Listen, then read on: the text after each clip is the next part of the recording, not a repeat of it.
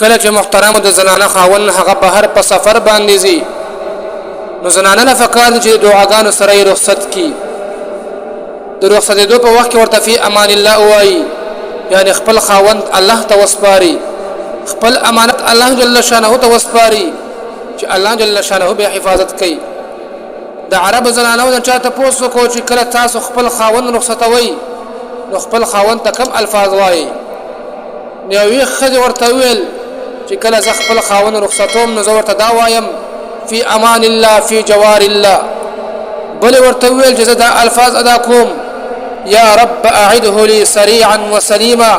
اے الله زما خاوند زر په سلامتیا سره واپس کا بل ویل زدا الفاظ ادا کوم يا رب احفظه لي انه زوج مثالي واب لا يعود لي للاطفال اے الله زما د خاوند حفاظت وکا دا زما مثالی خاوند دی او زما د بچو داس پلار دی زدي بل نعم البدل نشته دی بل زنانه اول چې زورته دا الفاظ ادا کوم هل سيعود لي ثانيه زبد خپل خاون خيسته مخ بیا کله وینم بل زنانه ورته ویل چې دا الفاظ ادا کوم اتق الله فينا ولا تطعمنا الا حلالا دا الله نو یریګا او مونږ له هغه خوراک راوړه چې کوم حلال خوراک وي نو زه خپل خويندو میندو توایم چې کله تاسو خاوندان هغه د کور نه په سفر باندې اوزي د هغه ته الوداع لفظ ادا کوي دا هغه سره د گیټ پورې لاړ شي او دا الفاظ د ځان سره یاد وساتئ که عربی کې نشي ویلې پښتو کې ورته وایي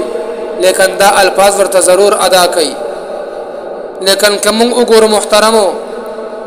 نو زمونږ زنانو ته اکثر فتح هم نوي چې خاون په کم طرف باندې لاړلې او چیرته لاړلې